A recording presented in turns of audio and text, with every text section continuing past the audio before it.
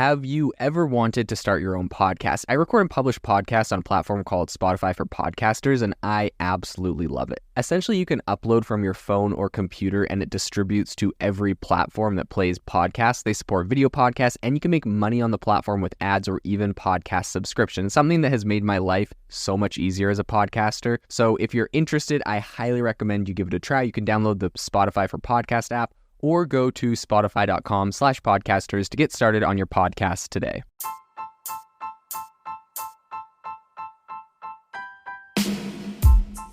Welcome to the ChatGPT podcast. I'm your host, Jaden Schaefer. Each episode, we dive into the latest developments in the exciting field of artificial intelligence, exploring its applications and potential impacts on our daily lives. If you've been following the podcast for a while, you'll know that over the last 6 months, I've been working on a stealth AI startup.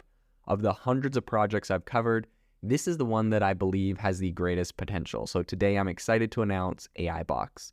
AIBox is a no-code AI app building platform paired with the App Store for AI that lets you monetize your AI tools. The platform lets you build apps by linking together AI models like ChatGPT, Midjourney, and ElevenLabs. Eventually, we'll integrate with software like Gmail, Trello, and Salesforce, so you can use AI to automate every function in your organization. To get notified when we launch and be one of the first to build on the platform, you can join the waitlist at aibox.ai. The link is in the show notes.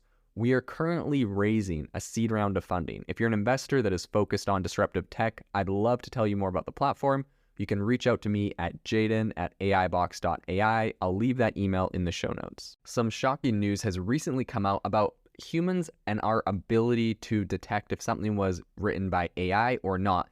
And along this lines, there's also been 2 pieces of legislation that have one is being proposed in the US and one is just being broken or is coming out in the EU that directly, I think, impacts and is kind of addressing this one specific issue. Now, I, for one, if you listen to my podcast, I will say I am not typically super pro kind of regulating AI right now. I definitely think it's an area that needs to be looked at. I definitely think we need to be working on it. I would just worry that if we jumped the gun too quick, it could slow us down. So today on the podcast, I am going to talk about some regulation that I think actually can be helpful. I think it has some precedent and I think it has some value and is a good first step.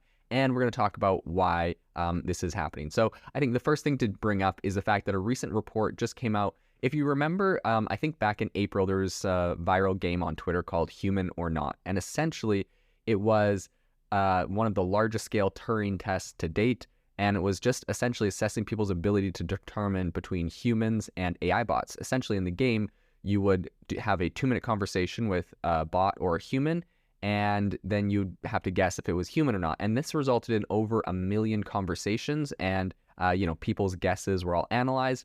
And the results showed that only 60% of participants correctly identified AI bots. So participants very often relied on, I would say, some false assumptions there. They would expect the bots to avoid typos or grammar mistakes or slang, despite, bots being specifically trained to incorporate these features. So I think that's one way that, they got them. But the other thing I would say is this was also, 60% of participants got this right. So 40% got it wrong. But I think what's important is this was literally people being given a test and knowing that this was a test on AI or not. And I think that that's one thing and you'd actually get a lot higher. But if you just come across AI content out in the wild on the internet, an image or text, I think the likelihood of you getting that right would be much, much lower. Now, I bring all of that up because some recent regulation that was proposed in the US essentially proposes having, and this is coming from a Congressman, Richie Torres from New York, Democrat, and he is planning on introducing an AI Disclosure Act to address the risks of generative artificial intelligence. And essentially, his proposed legislation mandates that all outputs generated by AI carry a disclosure statement saying, disclaimer, this is an output that has been generated by artificial intelligence. Now, I think that this isn't very far off as far as precedent goes. His idea here is that the FTC, Federal Trade Commission, is going to be entrusted with the responsibility of enforcing this requirement. And I know I'm not a huge proponent of regulation in AI right now. I think this one actually is not bad. And the reason I say that is I believe there's precedent, coming from a marketing background. There was a lot of issues back in the past with influencers and they would be promoting a product or talking about something they loved, and in reality it was an ad, but they wouldn't tell you that. And so it kind of felt like a conflict of interest where they were just, maybe tricking people into using a product. Who knows if they used it or not. And so eventually that came out with the rule where you had to do hashtag ad, or you had to pretty much tell people that something was a sponsored post. And, you see this in YouTube. It's not like that clunky, but an influencer will be like, hey, I love this product. I would have, talked about it anyways, but today it's also a sponsor on the thing. So I don't know if they would have actually talked about it anyways, but, I do appreciate the honesty.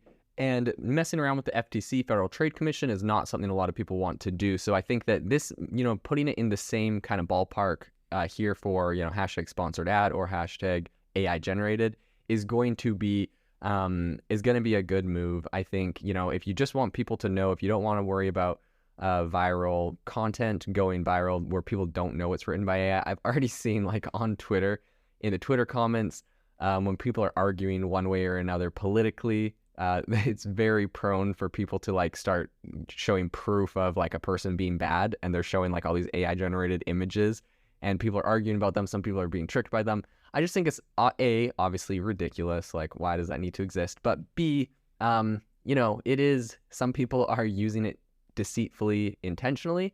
And so I do think, making it legal that you have to say this was generated by AI, because essentially this isn't like a meme. It's not like a piece of artwork. Like, people are using these to mislead people. There's images that are meant to look literal or real. And likewise, I think it's just good to have a disclaimer on content written that's generated by AI, because, if you're reading an article and it's generated by AI, you don't know if that thing's been fact-checked by humans. Maybe they have a note at the top, this was generated by AI and has been fact-checked by our experts at Healthline, blah, blah, blah, or whatever company decides to do this. I think even that would be great. I personally wouldn't hold it against the company, because I use AI generation for different businesses and different things I use. So obviously the tool is going to proliferate into everything, but I think people do want full disclosure, and people do want that transparency. I think that's going to help them to make informed decisions and know how trustworthy content is.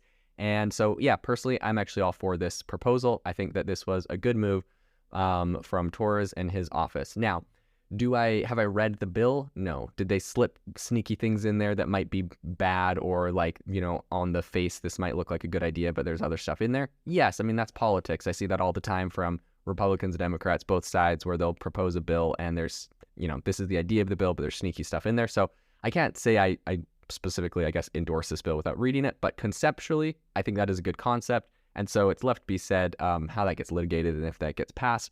But conceptually, I think that's a great idea. And it is interesting to say that this is also a battle that is currently happening. So this is a proposal in the US, but also in the EU. Google and Facebook recently have been urged by the EU to label all of their AI-generated content. Google already said that they were going to be doing this on Google Images, and so I think that this is something that is going to be interesting to see. Apparently, the head of the EU, she met with Google, Sundar Pichai, the CEO, a while ago, and she asked him if they had technology to detect fake news, and he said yes, but we're developing our technologies further. I think in the EU, it would appear from the articles I've read that a lot of this debate revolves around Russia and essentially them wanting to label Russian misinformation campaigns. They're worried about, with the Russian invasion of the Ukraine, that Russia is going to be pumping out a bunch of different, fake news. I mean, you could understand, right? Russia pumps out, let's say, some images of Ukrainians doing some horrific war crimes, and, all of a sudden people are saying, oh man, Ukraine's bad. Or, I mean, this could go either way. Ukraine could be doing it against Russia. Anyone could be doing it against anyone. And it's bad in all ways. But in any case, I think that this is the big issue that they're currently kind of centering it around there. I guess they're kind of in the middle of a big war, and so this is kind of top of their mind for them there. And I do think it's interesting, though, because they're talking to the CEO of Google, and he says they have tools. Now, we all know there are a handful of tools. I wouldn't put it past Google to have more powerful or more advanced tools, because it really kind of undermines their search if everyone can use AI to rank things that are not true or written by AI. So I would hope Google has some good advanced tools for detecting AI and making, algorithmic adjustments based off of that. But at the same time, I am a little skeptical, just because a lot of the AI detection tools I've used are known for putting forth false positives, and a lot of them are not super accurate. Like personally, when I want something written by AI and I don't want it to be detected, and the reason I don't want it to be detected is because I just don't want Google to algorithmically derank an article. I'm, trying to write it for SEO purposes. Is I will grab that, I will throw it through Quillbot, and I will have Quillbot rewrite it or whatever. And there's going to be a number of tools. So like if all of a sudden I saw that all of the articles on my website started getting delisted from Google search results or written by AI, I would just go find a new tool. I would just respin them. What's the difference between using that and having a actual human go and rewrite them or respin them? I mean, okay, obviously I understand the differences, but I mean, from Google's perspective, so I think it's going to be a cat and mouse game forever. Google says they have tools that detect AI, but I don't know how in-depth those go. For example, I recently discovered, and this is a great ChatGPT use case, but I recently discovered that you can get ChatGPT, you can say, hey, act as a copywriter and copy my style of writing exactly. You can feed it a few articles that you've written, and then you say, write an article on XYZ topic, and it can write an article in your style. So I think that, ChatGPT says they have some things embedded in there to help you detect that was written by AI. I think the way that they like put words together, they have algorithms so that you can detect that. But what's to say I go train my own model, or there's a anti-AI detection model that people have created that you could train off of your own writing style. So I think it gets kind of gray lines and blurry there, where like an article was written about a certain topic by AI, but it was copying my style, and maybe I gave it like 5 content pieces or sources or bits of information to write about. And it's like, it's tricky. I'll definitely say it's tricky, and detecting this is going to be really hard. It's going to be cat and mouse forever. So I don't know if this is really going to be something that can be very easily enforced. And with the false positives, right? Like if you go and say, hey, this was, all of a sudden the FTC starts, fining the Wall Street Journal because they say your article is written by AI and because it got a false positive on something. It's going to be interesting. It's going to be a little bit hairy. And I think at the end of the day, it's kind of like influencers on YouTube can go and shout out a product and talk about it and pretend it's not sponsored, and probably nothing will happen. But on the off chance that someone finds out, or there's some controversy around it, they find out it was a sponsored post and they didn't disclose it, they would obviously get fined. Are influencers really getting fined in reality? I highly doubt. I haven't seen any big cases. I highly doubt this is a very common thing. I think it's going to be the same with AI, where it's kind of a self-regulated thing. Like you should be a good person and denote if something was created by AI.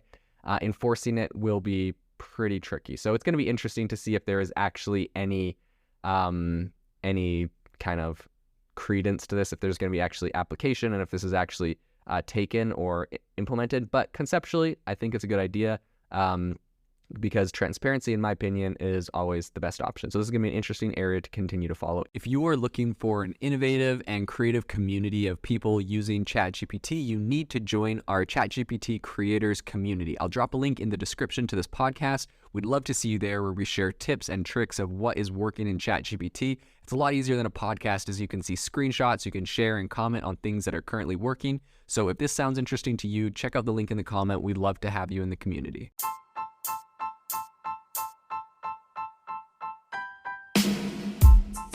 You've been listening to the ChatGPT podcast. Make sure to rate us wherever you listen to your podcasts, and have a fantastic week.